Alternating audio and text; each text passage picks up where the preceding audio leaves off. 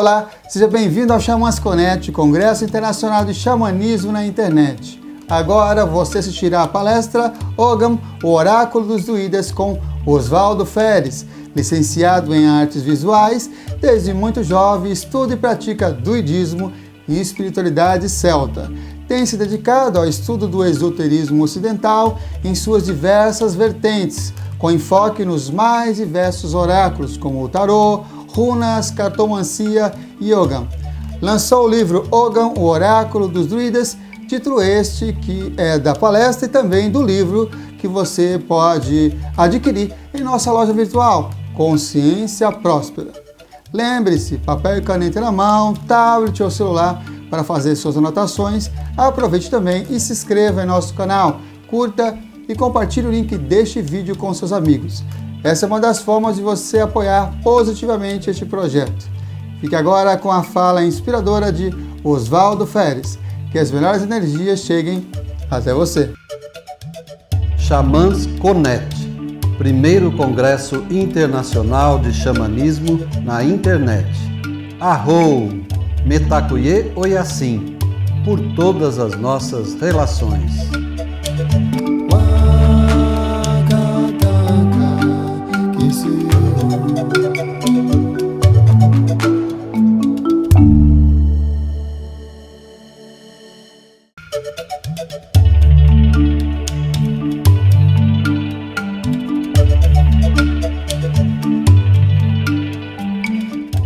Bom, eu sou Oswaldo Feres.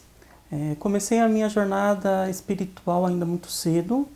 Eu tive contato com várias vertentes esotéricas, mas por onde eu comecei mesmo foi a Wicca. Então comecei lá com meus 12 anos de idade, através dos livros de Wicca, estudando, praticando de forma solitária. E aí chegou a adolescência e eu comecei a procurar outras coisas além do que a Wicca podia me proporcionar. Então eu comecei a estudar outros caminhos e eu descobri então a espiritualidade celta, o druidismo, o druidismo, e comecei a estudar também de forma independente essa espiritualidade celta através de livros, práticas solitárias. E aí um dia eu conheci um grupo, que era na época o grupo Ramo de Carvalho, que hoje é uma ordem druídica aqui no Brasil, e comecei a estudar o neodruidismo e depois tive contato também com o reconstrucionismo celta. E aí eu comecei a despertar esse interesse pela cultura celta e pelos oráculos celtas. Foi aí também que eu descobri o Ogam, que eu conhecia de forma muito superficial. Então eu decidi estudar mais a fundo sobre este oráculo, além de outras coisas, em paralelo ao estudo do druidismo e do reconstrucionismo celta, eu também estudava teosofia, e ocultismo, esoterismo, tarô, que é uma outra paixão minha, simbolismo e tal. E aí eu me formei em artes visuais e tento relacionar esse meu aspecto druídico, celta, místico, com oráculos, além do Ogam, tem outros oráculos, como tarô, cartomancia, com o que eu aprendi nas artes. Então eu tento misturar essas duas coisas, a arte com a espiritualidade.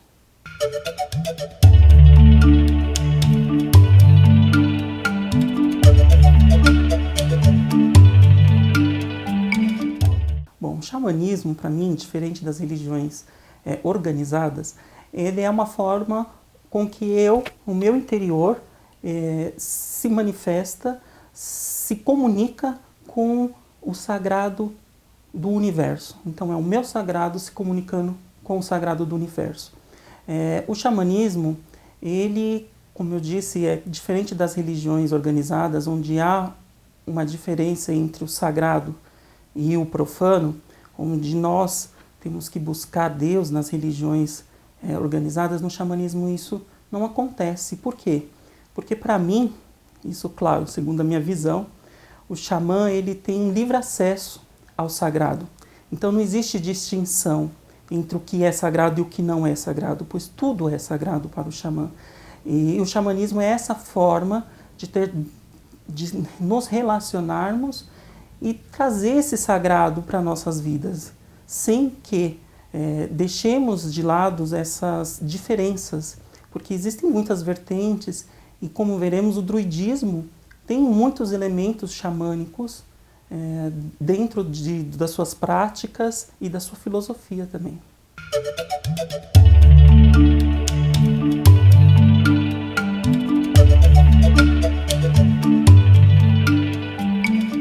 Quando a gente fala de religião romana, por exemplo, a primeira coisa que vem em nossas mentes são os deuses romanos. Quando a gente fala de religião nórdica, a gente pensa logo nos deuses nórdicos, na religião grega a mesma coisa. Agora, quando a gente fala de espiritualidade celta, a primeira coisa que vem em nossas mentes é a imagem dos druidas. E por que esses sacerdotes são tão diferentes dos outros sacerdotes de outras religiões igualmente politeístas, igualmente pagãs na Europa? O druidismo ele tem uma característica própria, onde o druida, mais do que um sacerdote, ele abrange muitas atividades e muitas ações dentro da comunidade. E o druida, assim como o xamã, ele transita entre o sagrado. O que acontece é que o druidismo ele é uma mistura entre a religião organizada e o xamanismo. Então nós podemos dizer que os druidas antigos eram herdeiros dos xamãs. E é justamente isso que faz do druida tão especial e diferente de outros sacerdotes de religiões politeístas na Europa. O druidismo ele surge entre as comunidades celtas. Então algumas pessoas dizem que os druidas eram diferentes dos celtas, mas na verdade é o mesmo povo. Acontece que existia uma parte exotérica do druidismo, onde os druidas faziam os seus sacrifícios, então eles atuavam como sacerdotes, também como juízes, magos, feiticeiros e até como ferreiros. Enfim, os druidas eram grandes sábios e grandes artesãos, como que eu posso dizer? Eles eram muito hábeis, eles tinham o dom das artes, como diziam. E quando a gente fala dessa parte exotérica, onde eles faziam seus sacrifícios e tudo mais, nós vemos claramente aí uma característica da religião organizada. Mas existia também a parte esotérica do druidismo, aquilo que era fechado ao público, onde somente os iniciados tinham esse conhecimento. E é aí que nós vemos muitas influências do xamanismo no druidismo. O culto às árvores,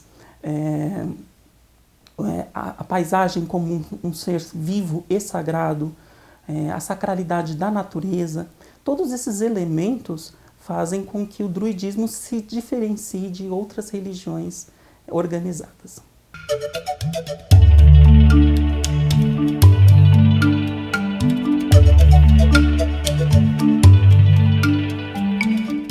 Bom, no druidismo é de conhecimento que os seus ensinamentos eram passados de forma oral.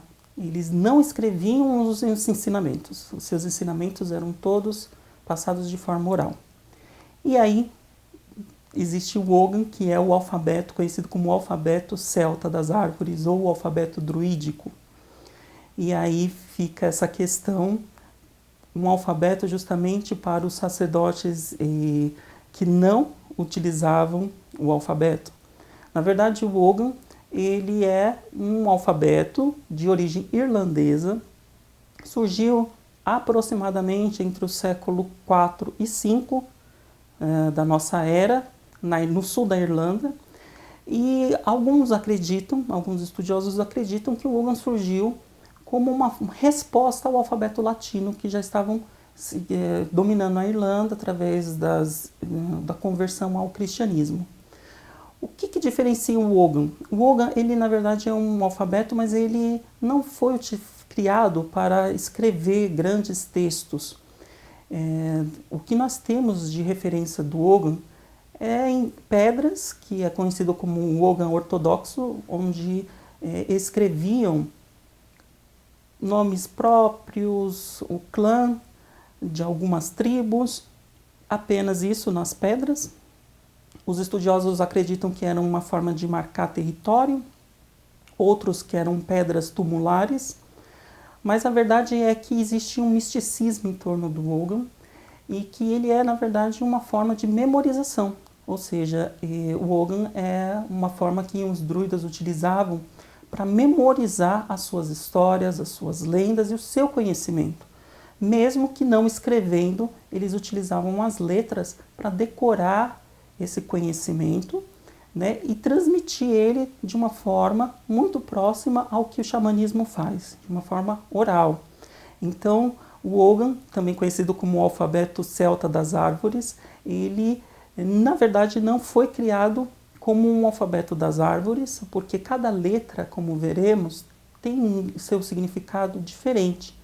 Mas, como ele está relacionado a um objeto, a uma árvore e a várias outras coisas, né? A gente tem os glossários medievais, onde o Ogam foi associado a um rei, a um rio, a uma paisagem, a uma cor, a uma ave. O que ficou conhecido principalmente foi o Cran Ogam, que é o Ogam das árvores que conhecemos até hoje.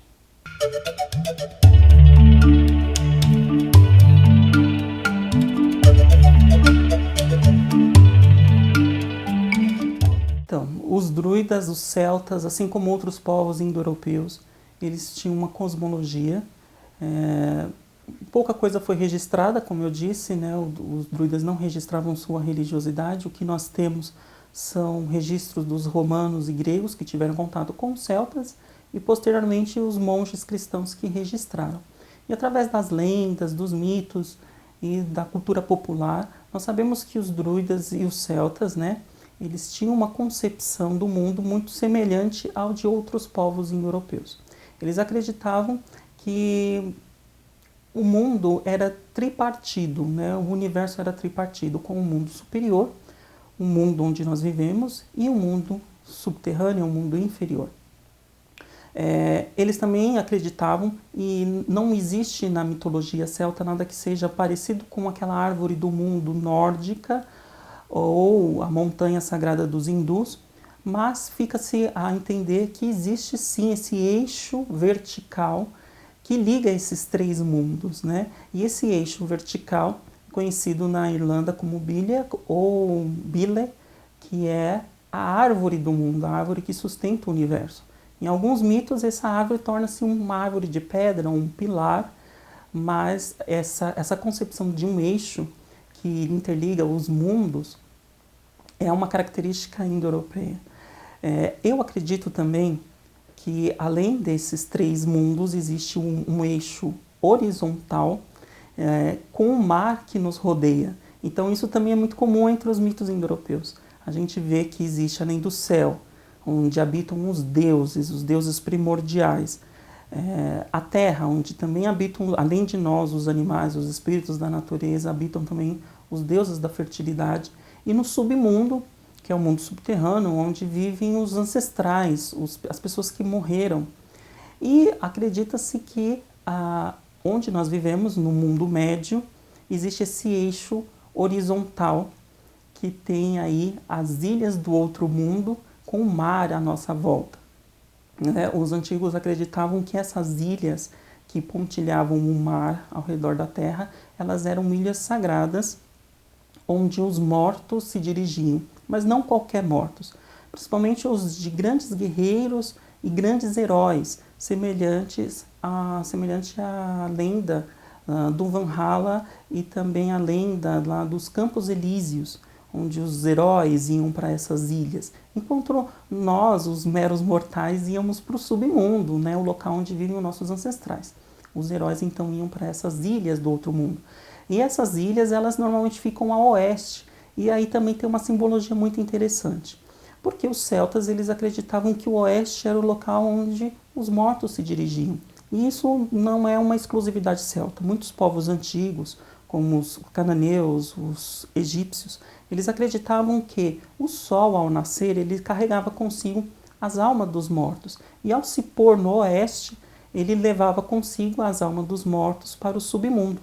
Então, eles tinham uma concepção de que o sol nascia no oeste, e ao se pôr, nascia no leste, e ao se pôr no oeste, ele nascia no submundo. Então, eles acreditavam que o Sol fazia esse ciclo, e ao nascer no submundo, ele levava consigo as almas dos mortos.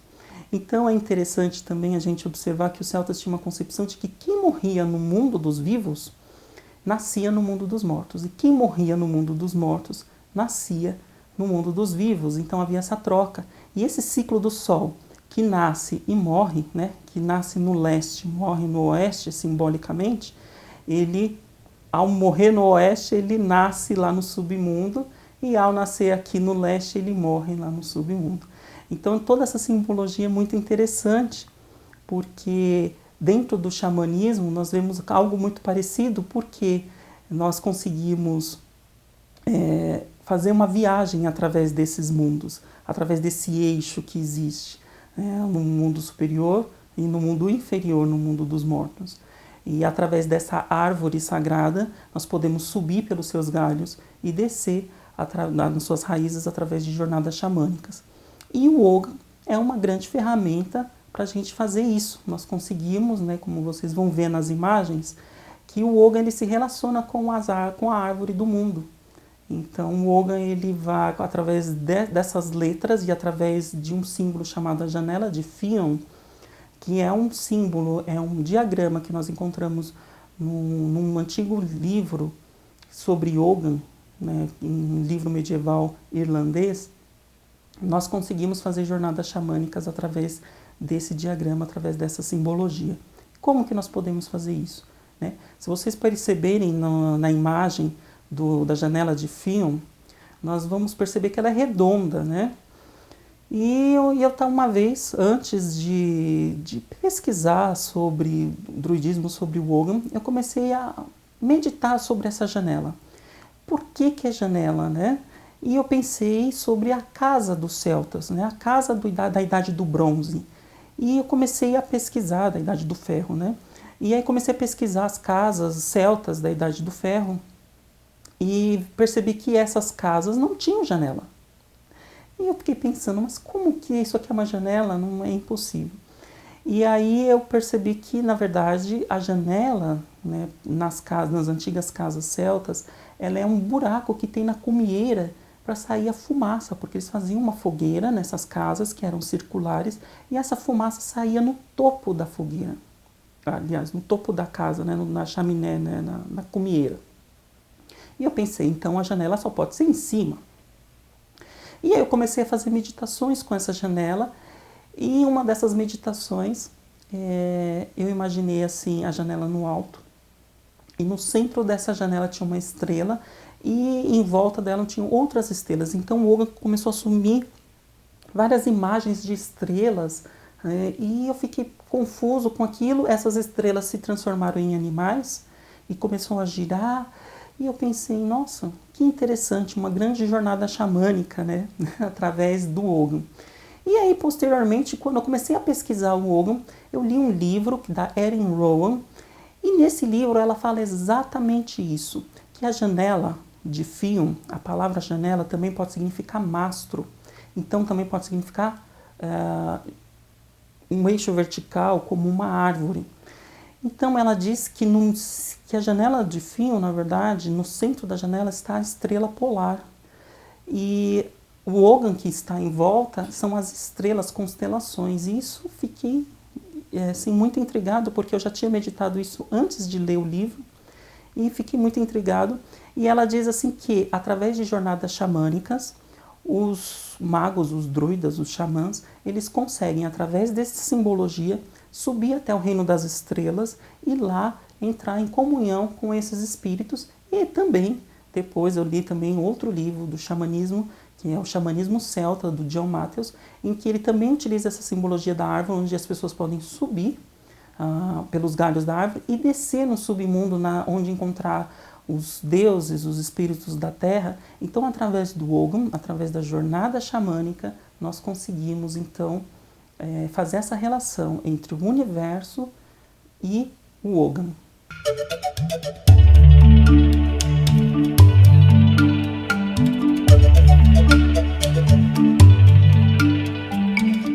Então, o Ogham, além de um alfabeto e além de carregar todo esse misticismo do druidismo, ele também pode ser utilizado como um oráculo. Então, há poucas referências do Ogham como oráculo na antiguidade, mas há pelo menos uma menção na mitologia celta ao Ogham utilizado como um oráculo, como previsão de futuro. E o Ogham ele é dividido em 5 grupos, ou Aikmi. Esses grupos eles relacionam-se com as letras, e é interessante porque esses grupos estão organizados de uma forma em que os estudiosos acreditam que as letras têm influência ou surgiram, se basearam no alfabeto romano e não nas runas, como algumas pessoas acreditam. E esses grupos também estão relacionados ao simbolismo da árvore, sendo que o primeiro grupo, né, o Akmi Bé, ele está ligado às raízes, às origens. O segundo grupo, o Akmi Ua, ele está ligado à parte mais vulnerável e mais resistente da árvore, que é o tronco. Então ele fala justamente sobre resistência e vulnerabilidade. O terceiro grupo, que é o Akmi Mun, ele está ligado aos galhos e ele fala muito de comunicação, como as pessoas se expressam. E o quarto, que é o Akmi Alm, ele está ligado então às flores e frutos, e é o que a gente deixa para o futuro, né? O grande nascimento, a grande geração. Existe um último grupo, que é o Forfeda. O Forfeda, ele na verdade não são letras, são ditongos. Foi introduzido posteriormente. Acredita-se que o Forfeda não fazia parte do grupo original de Ogham, mas o Forfeda hoje é utilizado como ferramenta da mesma forma, e ele também é muito importante para a gente entender alguns simbolismos presentes na cultura celta. Durante o final da década de 40, uma pessoa muito importante para o Ogham, chamado Robert Graves, escreveu um livro chamado A Deusa Branca, e em outro livro também dele sobre o Ogham, ele fala sobre o Forfeda e a relação que tem esses ditongos com a mitologia celta, relacionando eles ao Bolsa de Garça, que era uma ferramenta mágica, assim podemos dizer, do deus do mar, Manannán Mac Lir. Então, cada forfedo, cada forfide, cada ditongo está relacionado a um desses instrumentos da Bolsa de Garça de Manannán Mac Lir.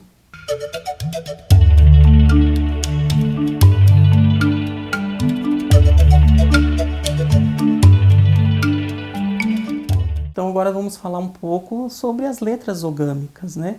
O primeiro Akmi, que é o Akmi Bé, ele carrega o nome da primeira letra, que é Bé, a bétula. Bétula significa, o nome da letra significa bétula literalmente. A bétula é uma árvore que tem o seu tronco claro e também está ligado à cor branca. Ban, em irlandês, significa branco. Então a bétula, ela significa tudo o que está relacionado ao começo, ao início, à purificação e também a mensagens, pois na mitologia celta o deus Lu manda a primeira mensagem ogâmica gravando 7 vezes a letra Bé num galho de árvore, no galho de bétula, como uma forma de comunicação. Então ela também representa mensagens. Está ligada à cor branca, como eu disse, e isso é muito importante, esse simbolismo, porque a bétula, ela é uma árvore que foi utilizada na antiguidade para purificar, varrer, fazer vassouras com bétula. Então esse é o simbolismo da primeira letra. A segunda letra é Lush. Lush significa fogo ou chama. E eu utilizei aqui a simbologia da deusa Brígide. Por que eu utilizei essa simbologia e não a árvore que está relacionada a esta carta, que é a Sorveira Brava? A Sorveira Brava, ela foi utilizada nas terras celtas como um sinal de proteção, como um amuleto de proteção. Mas eu quis primeiro fazer uma homenagem à deusa Brígide, que é uma das patronas do Ogham, ao lado do deus Ogma, que foi o seu criador. Brígide é a deusa da poesia, da inspiração, e ela ainda conta que ela tinha uma chama no alto da cabeça. E essa chama é o símbolo da inspiração. Então, como o nome dessa letra significa literalmente chama ou fogo, eu escolhi esse simbolismo.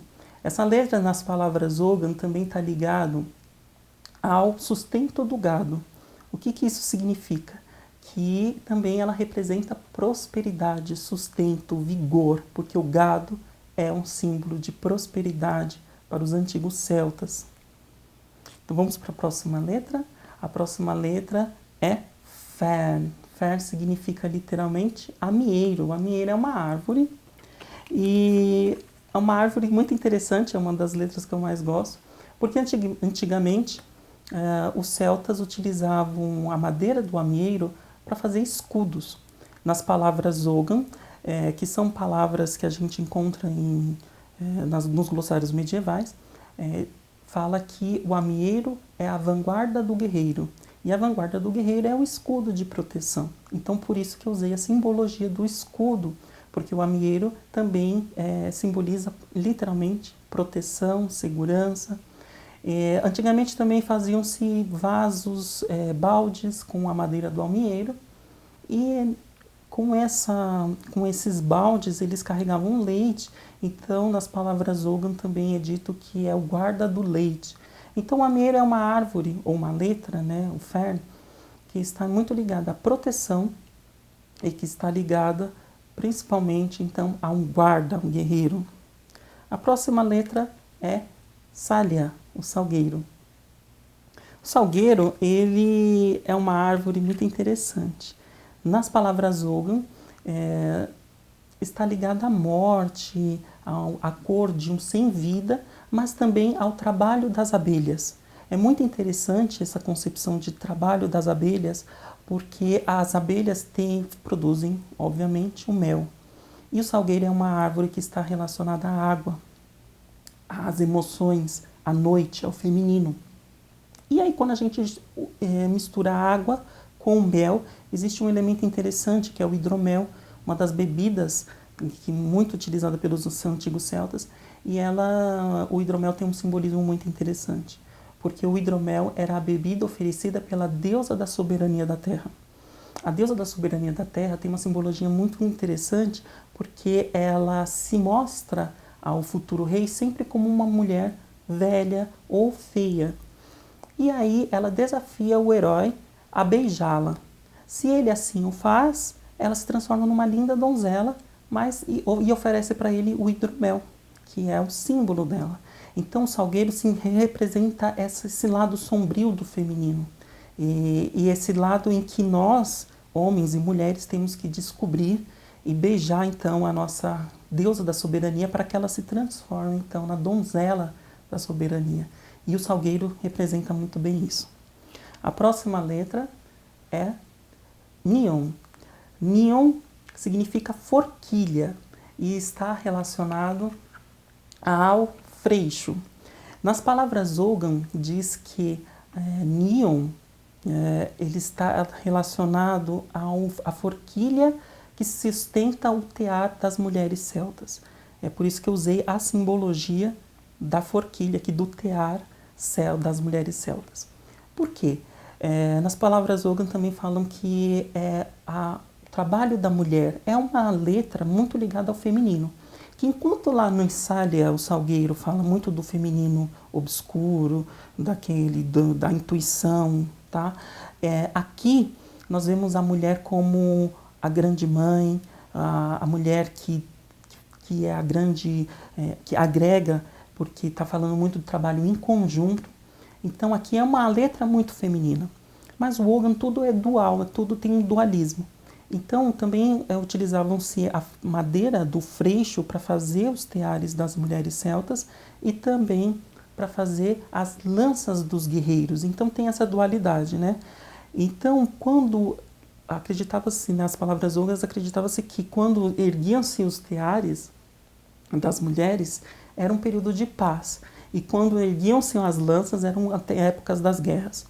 Então o freixo tem essa dualidade, mas normalmente essa letra significa paz, trabalho em equipe. Por quê? Porque a mulher tem essa característica de trabalhar em equipe, de trabalhar em grupo, de trazer a paz, de trazer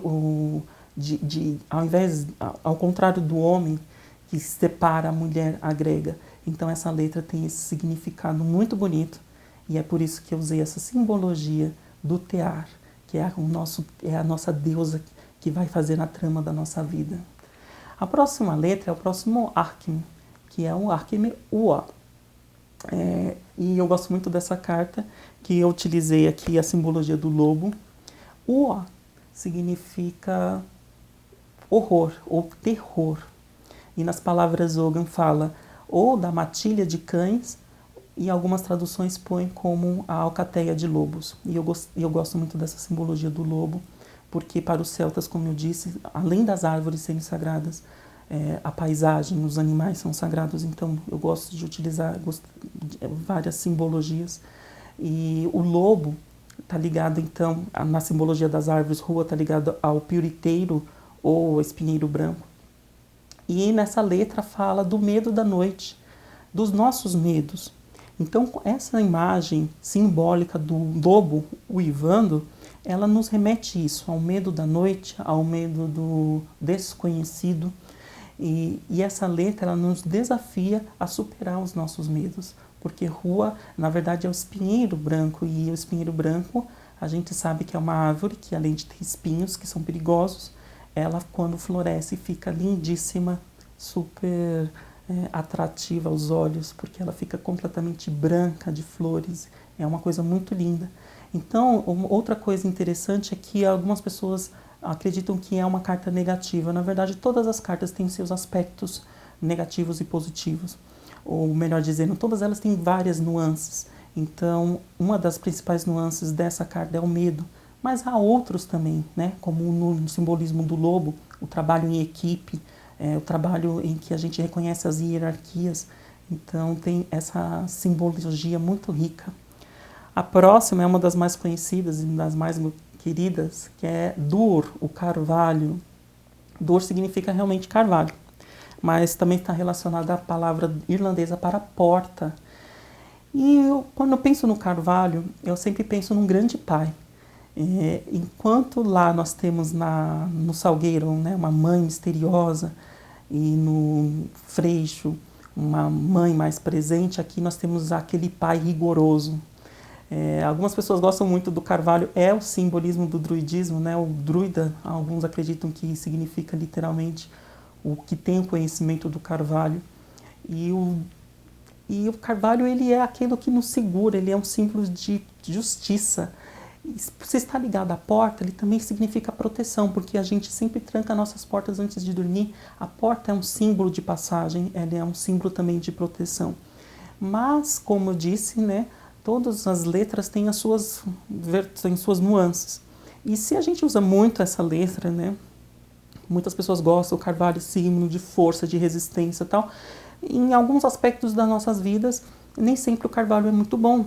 Porque, como eu disse, ele é uma árvore, uma letra, né?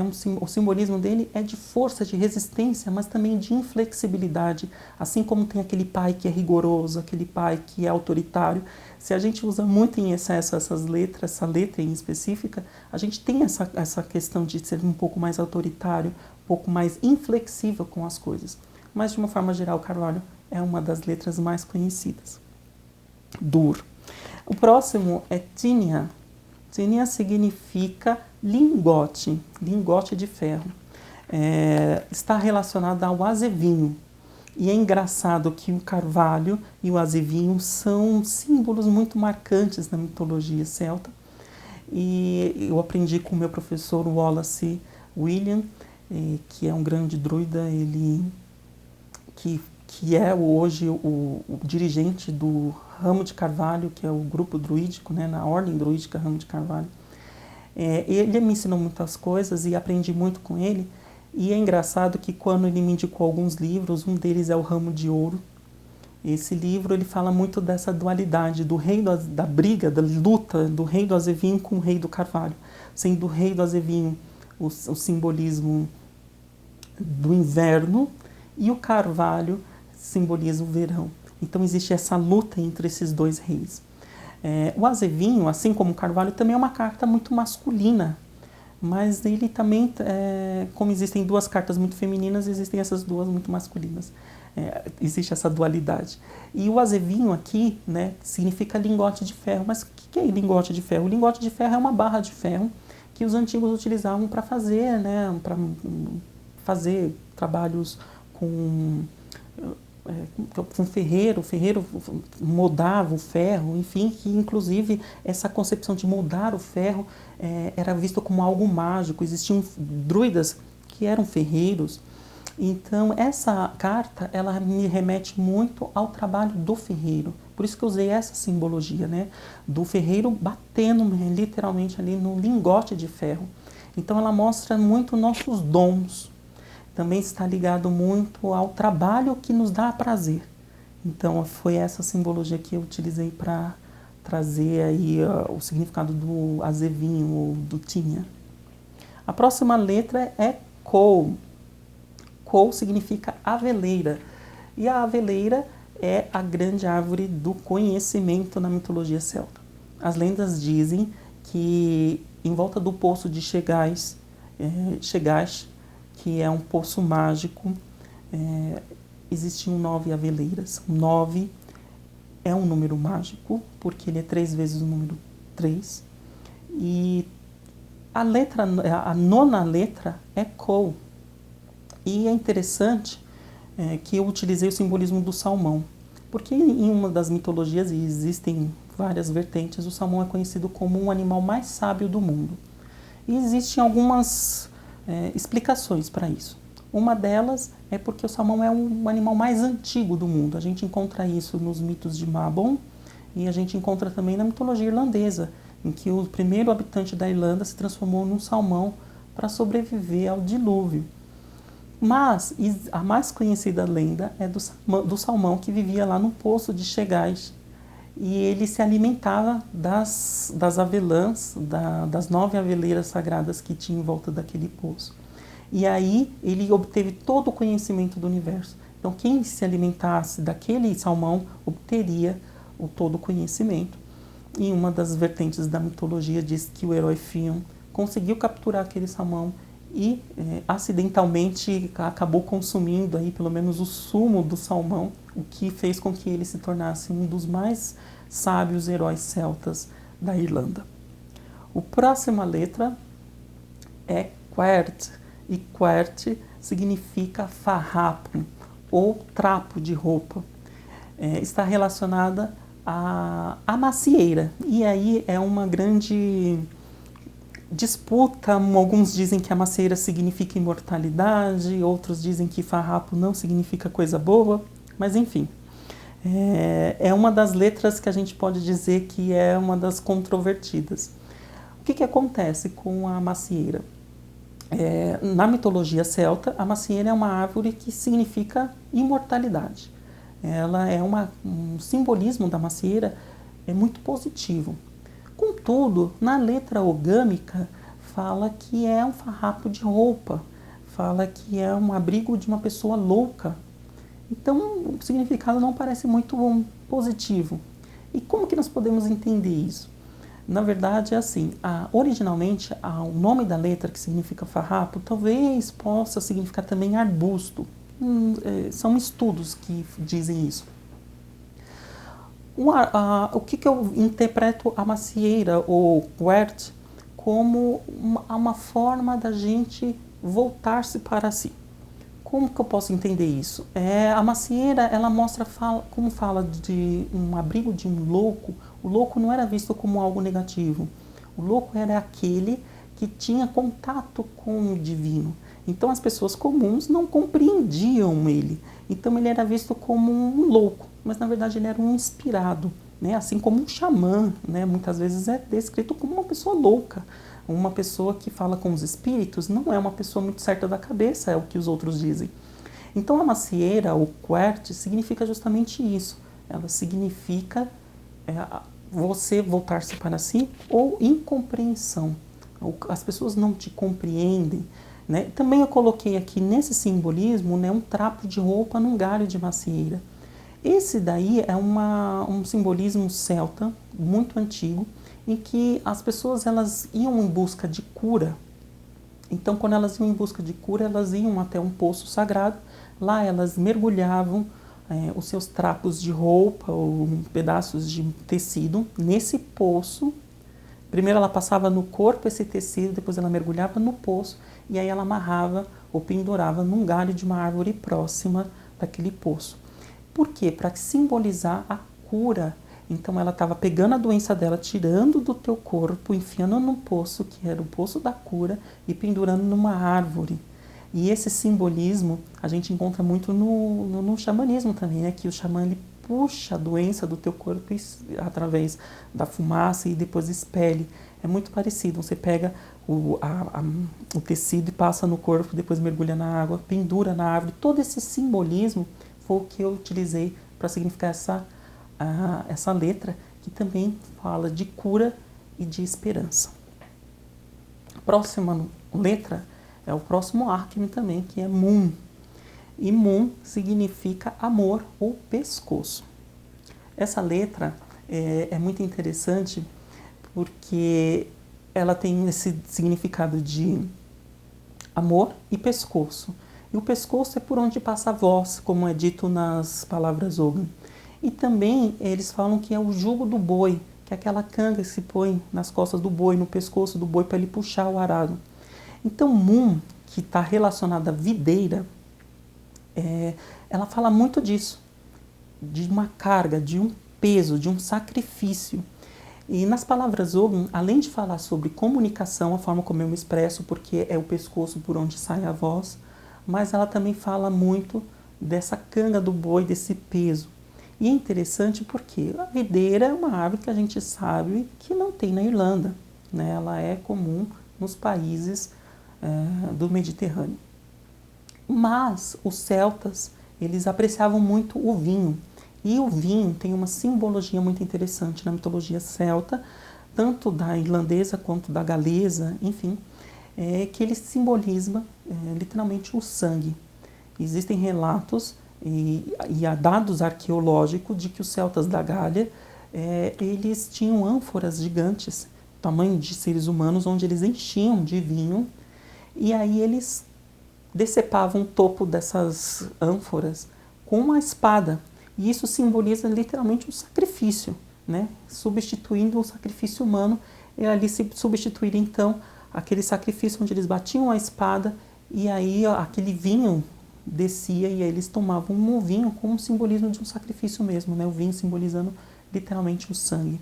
E eu gosto muito dessa letra porque, como ela fala também de amor, a gente não pode deixar de falar sobre o Santo Graal, que é o cálice que recebia então o sangue de Cristo, que na mitologia celta foi, né, essas lendas celtas foram cristianizadas, as lendas do caldeirão, por isso que eu utilizei o simbolismo do caldeirão. O caldeirão era o vaso sacrificial, o vaso que recebia então o sangue do sacrifício, o sangue do touro sacrificado. E aí esse mesmo mito vai se moldando com o tempo, e aí depois a gente tem o Santo Graal, que recebe o sangue de Cristo, que também simboliza, que é simbolizado pelo vinho, né? É interessante. Então, essa letra normalmente significa sacrifícios, esforço, trabalho, né? Lembra-se sempre lá da canga do boi, aquela coisa que o boi tem que puxar. E eu gosto muito dessa simbologia. A próxima letra é Gort. Gort significa jardim. E só que o jardim dos celtas é diferente do nosso jardim. Os celtas, eles tinham o jardim como uma plantação de trigo. Então, e essa letra também está relacionada à era, que é uma erva que se propaga muito. Então, essa letra, ela está muito relacionada com tudo que está crescendo. Seja uma plantação de trigo, seja a era que está se expandindo. E eu usei o simbolismo da vaca. Por que eu utilizei a vaca, sendo que eu podia ter utilizado a era ou então uma plantação? Eu quis utilizar a vaca porque a vaca é um dos símbolos mais importantes dos indo-europeus em geral. Ela é um dos principais símbolos de fertilidade. E essa letra, ela representa exatamente isso: fertilidade, abundância e crescimento.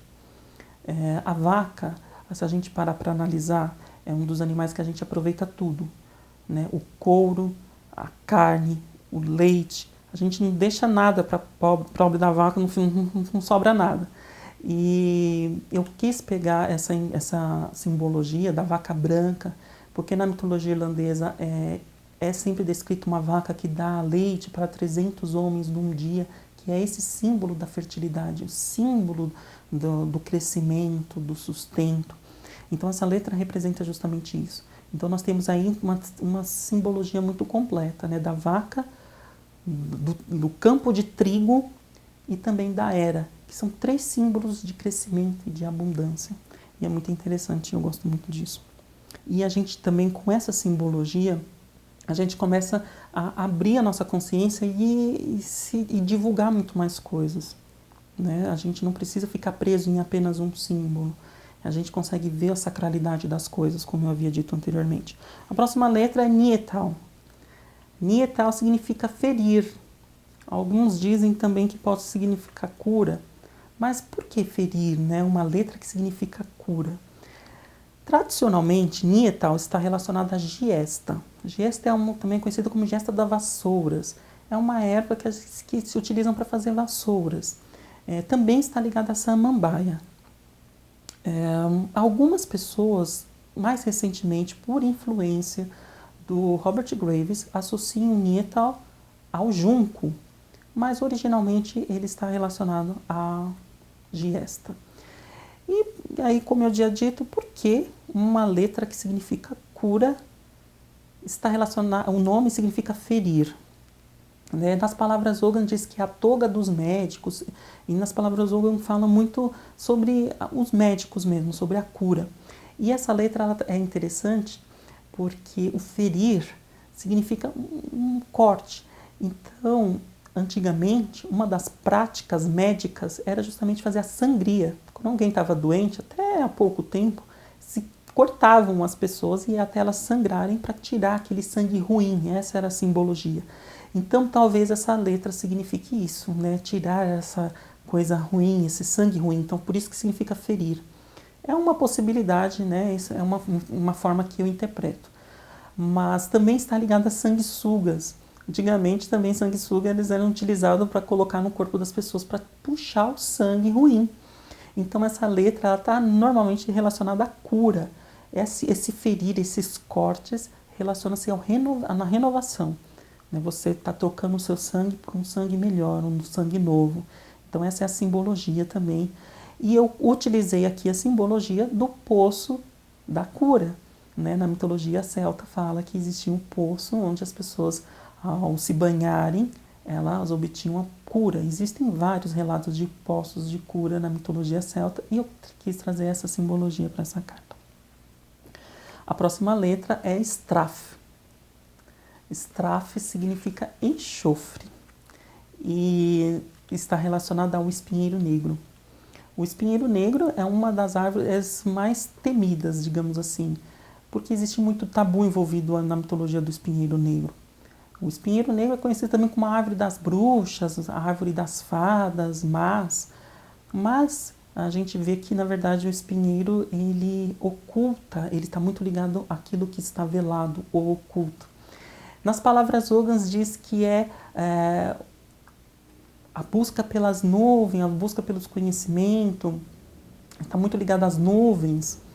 E eu quis trazer essa simbologia das nuvens, porque as nuvens, as névoas, elas ocultam. Então, essa letra significa literalmente aquilo que está oculto, magia, o segredo.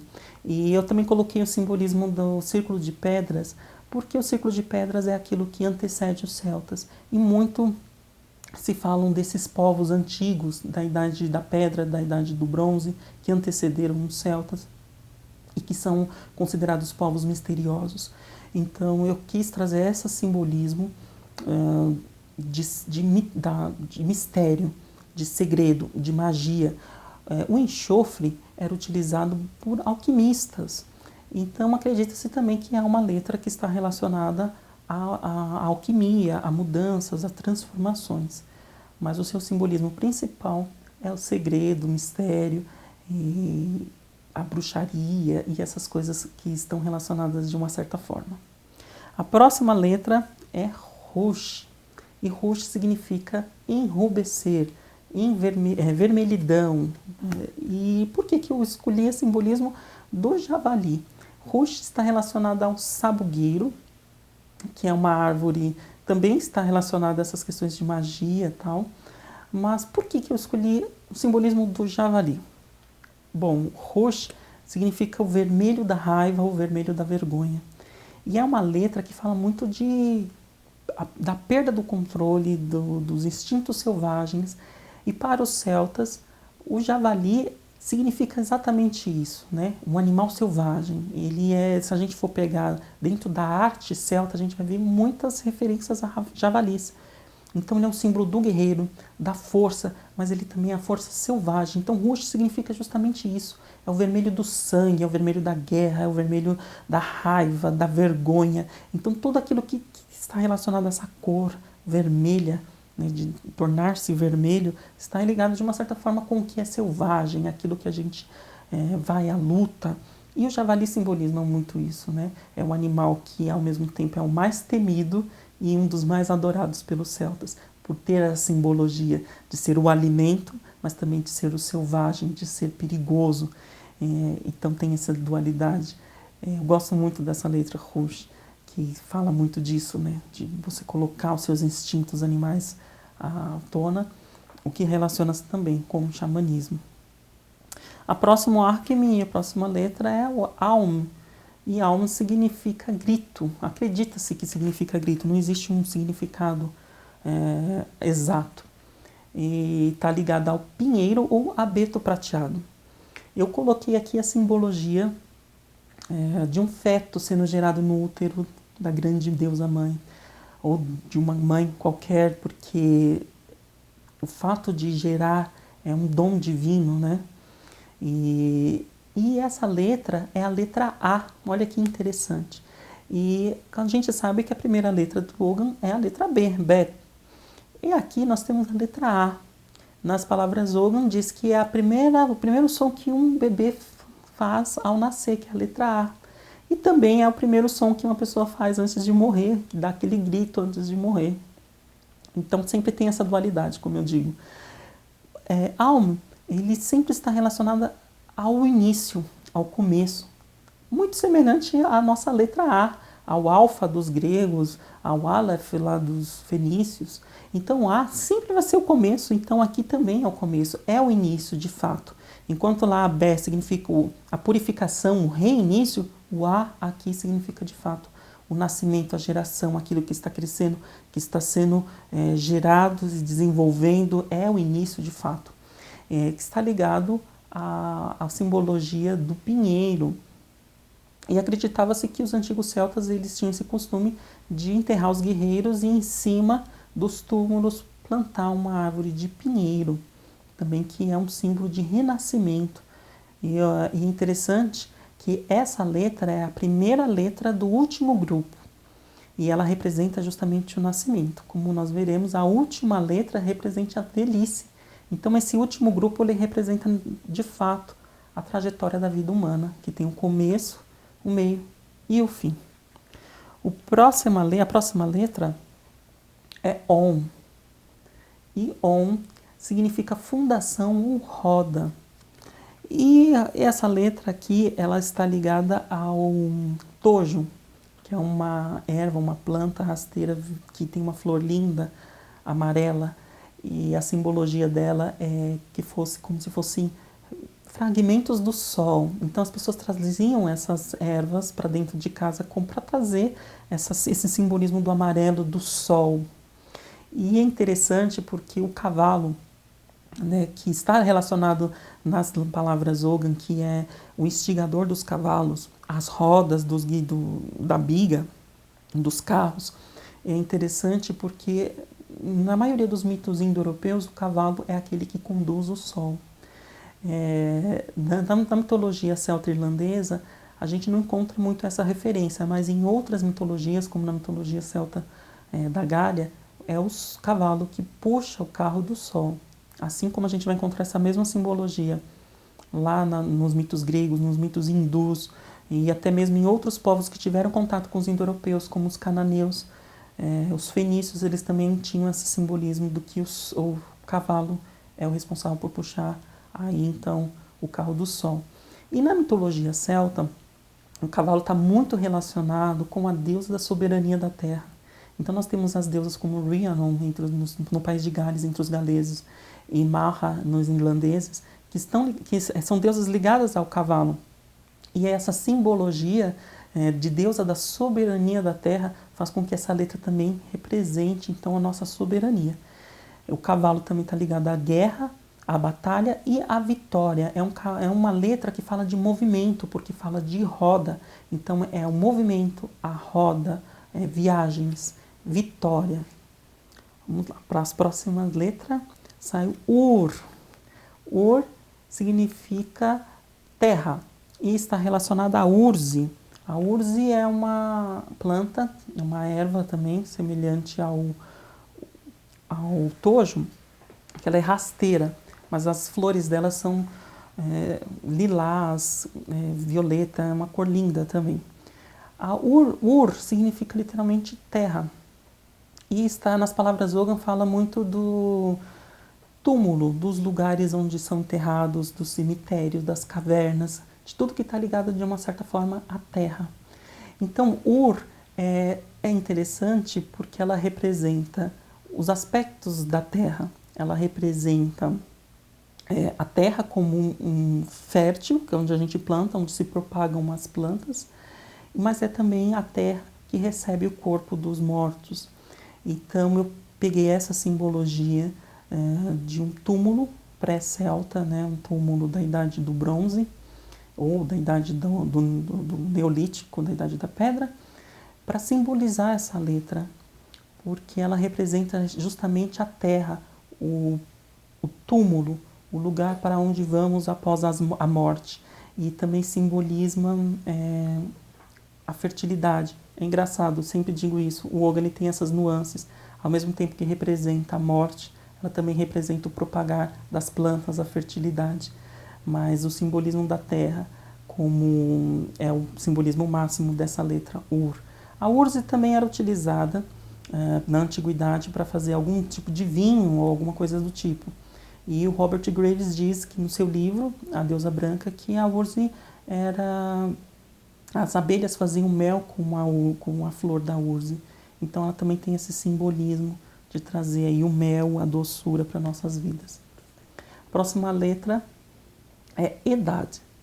E o nome dessa letra também é um enigma, ninguém sabe exatamente o que significa. Alguns dizem que significa teixo, como na próxima letra, e outros dizem que pode significar salmão. Então não existe um consenso, mas nas palavras Ogham fala muito da associação dessa letra com o irmão, com a irmandade, com a proximidade. E fala aqui nessa letra que é irmão da bétula, é um simbolismo de proximidade. A árvore associada a essa letra é o álamo tremedor. E para uma pessoa desconhecida, se você vê uma bétula e um álamo tremedor, às vezes algumas pessoas podem confundir. Então talvez seja por isso que nas palavras Ogham tem essa questão da irmandade, da proximidade, porque realmente parece, as árvores parecem. Mas o significado mesmo dessa letra eu busquei na ave que está associada a ela, que é o cisne. Né? O cisne é um símbolo muito bonito na mitologia celta do amor. Na mitologia celta sempre diz, né, tem um mito celta interessante do deus Angus, que fala que ele se apaixona por uma deusa, por uma mulher das fadas, só que ela tem um encantamento. E nesse encantamento, ela, todo o Samhain, todo dia da festa dos mortos, a festa dos ancestrais, ela se transforma num cisne. E ele fica doente, se apaixona por ela, então ele vai atrás dela e ao chegar lá, ele, através da sua magia, ele consegue romper esse encantamento em que ela se transforma num cisne, onde ele mesmo se transforma num cisne e ambos saem pela Irlanda em forma de cisne cantando, onde todos adormecem. É uma história muito bonita e mostra justamente o significado dessa letra, que é amizade, que é amor, que é proximidade, intimidade. Então é esse o simbolismo do cisne, né? Da beleza. A próxima letra é a última do último acme e a última letra de fato, que é idade. Essa letra acredita-se que significa exatamente teixo. O teixo é uma árvore que era plantada em cemitérios.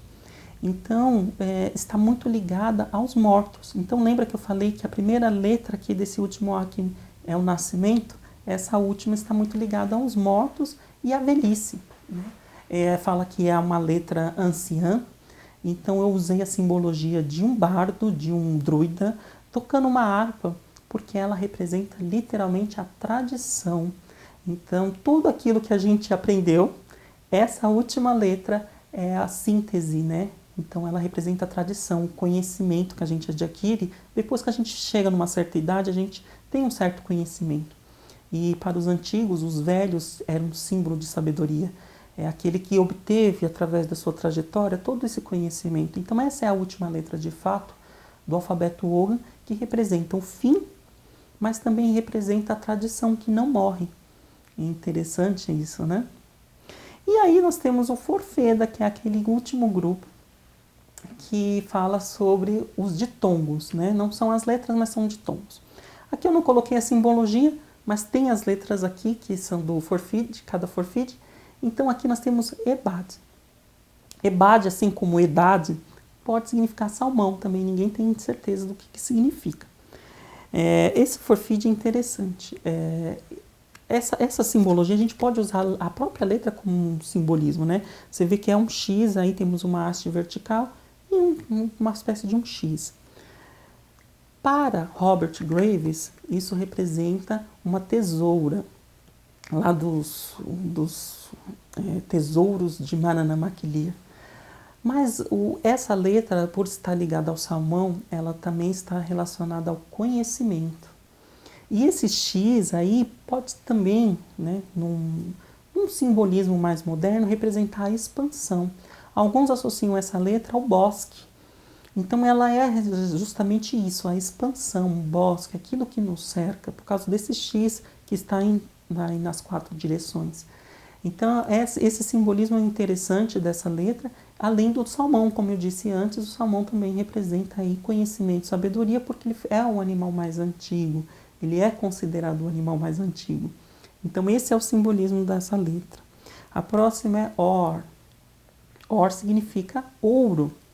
E ouro é interessante na mitologia celta, que o ouro nem sempre é o metal mais precioso. Às vezes, eles descrevem que a prata é mais preciosa do que o ouro. Só que, nas palavras Oghams, diz que Or é a beleza da forma. Então, o significado dessa letra sempre representa beleza, perfeição, durabilidade. Esse simbolismo, né, que parece um losango, o Robert Graves diz que é o capacete do rei de um rei nórdico. E é interessante porque o formato, né, desse losango lembra um fuso. E se a gente for voltar lá nas letras, Nion significa o tear e aqui Or significa o fuso, que faz a linha, então também está ligada a essa habilidade que as mulheres têm. E a beleza da forma, né?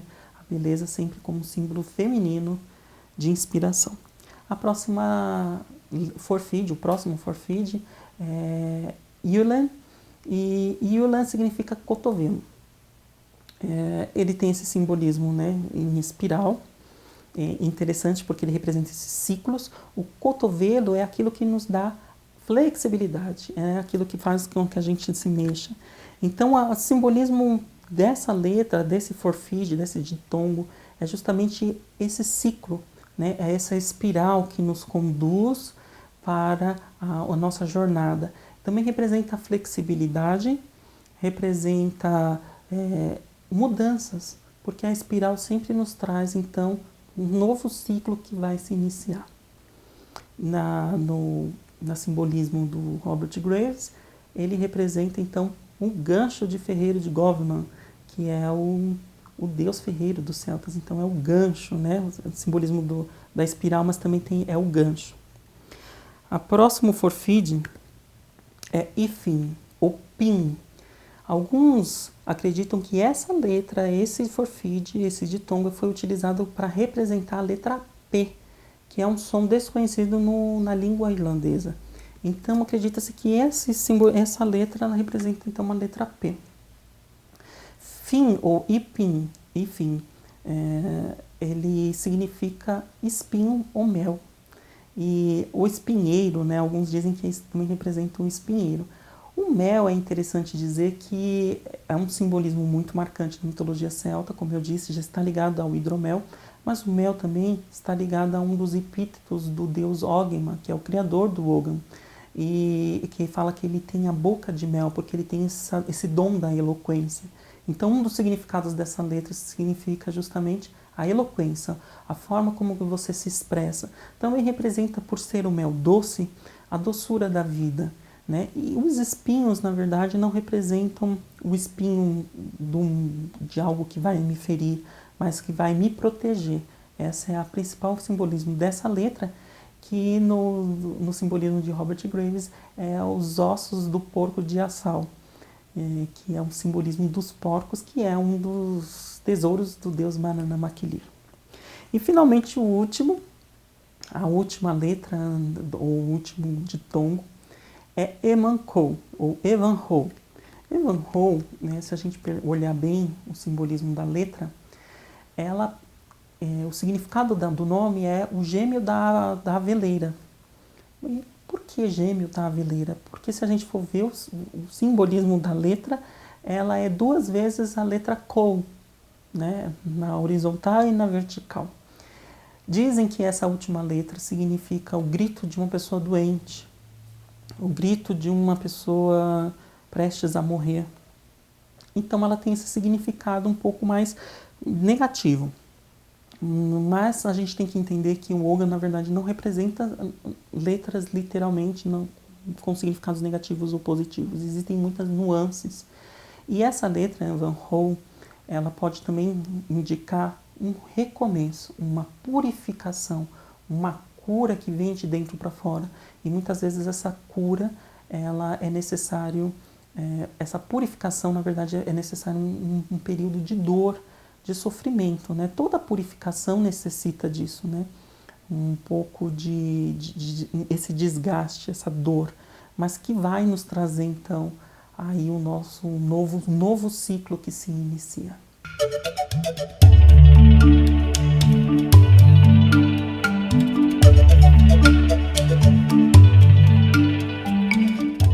Então, essas cartas que eu acabei de mostrar para vocês, eles estão aqui neste livro, o Ogham, o Oráculo dos Druidas, né? Vem uma caixa, são 25 cartas, e o livro. Nesse livro nós vamos encontrar toda a mitologia celta relacionada às letras, os significados oraculares, um pouco de magia celta. Nós vamos encontrar também mitos e lendas relacionados à simbologia das cartas. Então, se você quiser adquirir o livro com o baralho, você entra no site da Consciência Próspera, lá você vai encontrar esse livro e muitos outros também de temas sobre xamanismo e esoterismo.